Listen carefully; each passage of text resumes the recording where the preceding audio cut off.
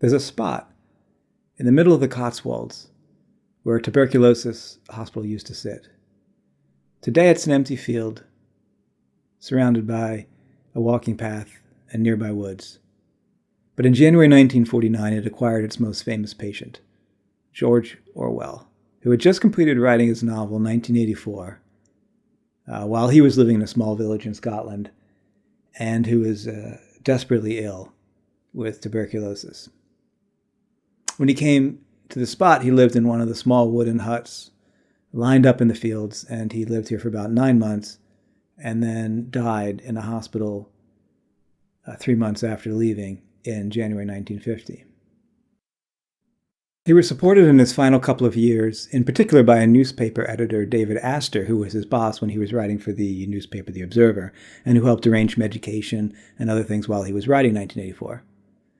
The novel, well, you know the novel. It's a story of a brutal autocracy that is supported by its simplification of the English language, creating a new language that sounds almost like computer commands called Newspeak. Well, a few years before writing 1984, in the year 1945, Orwell wrote an essay, Politics in the English Language, which was a reaction to both World War II and what he saw as a cheapening of thought, expressed through the cheapening of language.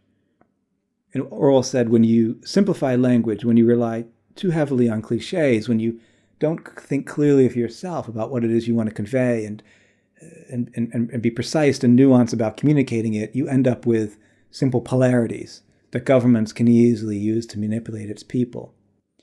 You're either with us or against us, for example. And he was very right. I mean, there is very much of that in the world today.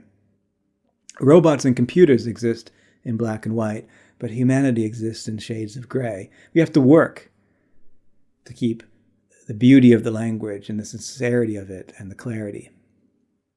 But towards the middle of the essay is my favorite passage. I'm going to translate a passage of good English. This is what Orwell wrote into modern English of the worst sort.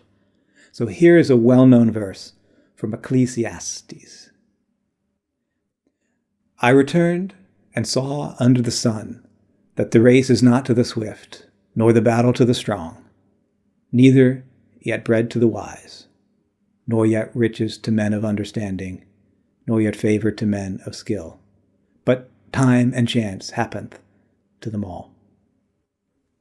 So that's a quote from the Bible, and then Orwell goes on to say, here is a translation of this in modern English. Objective considerations of contemporary phenomena compels the conclusion that success or failure in competitive activities exhibits no tendency to be commensurate with innate capacity, but that a considerable element of the unpredictable must invariably be taken into account. So Orwell says this is a parody, but not a very gross one. But it is the difference between, on the one hand, art and beauty, freedom, eccentricity, and exploration in our work and our stories and our lives, and on the other hand, a soulless, corporate, administrative existence that leaves a vacuum which will quickly be filled by those who seek to exploit us. So, in 1947, he was on the remote isle of Jura, Scotland, staying there to focus on writing his novel 1984. There are a few letters from him to David Astor in the Bodleian Library, and I'll share one here. In the letter, he talks about a pony that David sent him and trying to ride it and getting an old saddle for it. Buying an old car from a neighbor, and he talks about how his adopted son, Richard, needed medical care. Orwell's wife, Eileen, had died during an operation a couple of years earlier. So in December 1948, he wrote David a note saying, quote, I am really very unwell indeed, and have been since about September. I'm going to go to a private sanatorium in January and stay there at least 2 months. As of January, my address will be the Cotswolds Sanatorium, Cranham, Gloucestershire. I would have gone to a sanatorium 2 months ago if I hadn't wanted to finish that bloody book off, which, thank God, I have done. I've been messing about with it for 18 months thanks to this bloody disease. Everything is flourishing here except me. The weather has been marvelous, wonderful, still, warm days, the sea a luminous green. So he finished the book 1984, and he sent it off to his publisher before moving down to the Cranham Sanatorium in January. But while he was at the sanatorium, he edited and finalized the novel. He said he wasn't really happy with the ending, that weakened by tuberculosis, he didn't quite get it right. His personal struggles with tuberculosis, I think, make their way into the book. The main character, Winston, who's 45 in the book, same age as Orwell at the time, seems to have similar symptoms as he did. As he wrote in the book, quote, "The next moment he was doubled up by a violent coughing fit, which nearly always attacked him soon after waking up," which sounds very similar to some of the symptoms that Orwell went through with tuberculosis. On March 21st, 1949, he was at the sanatorium, and he wrote about his routine in his diary, which I'll read, while showing some photos of what the sanatorium location and the nearby brook and woods look like today.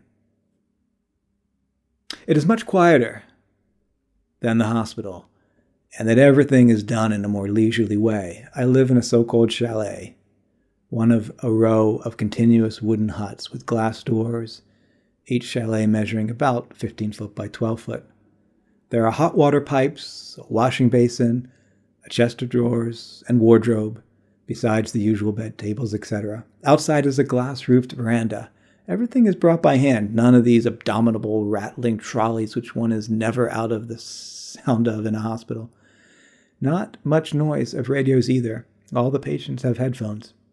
Here, these are permanently tuned into the home service, which is very similar to England's Radio 4 today. The most persistent sound is the song of birds, the day's routine. 7 a.m., pulse and temperature taken. For this, I don't wake up further than is necessary to put the thermometer in my mouth, and I'm usually too sleepy to take the reading then. 7:30, sputum cups changed. 8 o'clock, breakfast. After breakfast, I get up and wash. I am only allowed a bath twice a week, as it is supposed to be weakening. 9:30 or about, beds made. 11 o'clock, cup of coffee. Noon or about, room swept and dusted. 12 to 12:40, rest hour. One is supposed to lie down during this period. Doctor generally arrives about this time. 12:40, lunch. 2 to 2:40, rest hour. Actually, I usually sleep from about 2:30 to 3:30. 3:30, tea. 6 o'clock, temperature and pulse taken. 6 to 6:40, rest hour. 6:40, dinner. 9:30 or about, cup of tea. 10:30, lights out. One is only weighed, screened, etc. About once a month. The charge here is £12, 12 shillings a week, but this does not cover much more than one's board and lodging, special medicines, operations, etc. being extra. So then on April 17th, 1949, he wrote, "Curious effect here in the sanatorium on Easter Sunday, when the people in this, the most expensive block of chalets, mostly have visitors, of hearing large number of upper-class English voices. I have been almost out of the sound of them for 2 years, hearing them at most 1 or 2 at a time, my ears growing more and more used to working-class or lower-middle-class Scottish voices."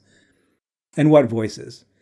A sort of overfedness, a fatuous self-confidence, a constant baaing of laughter about nothing, above all a sort of heaviness and richness combined with a fundamental ill will people who, one instinctively being able to see them, are the enemies of anything feels, without even intelligent or sensitive or beautiful.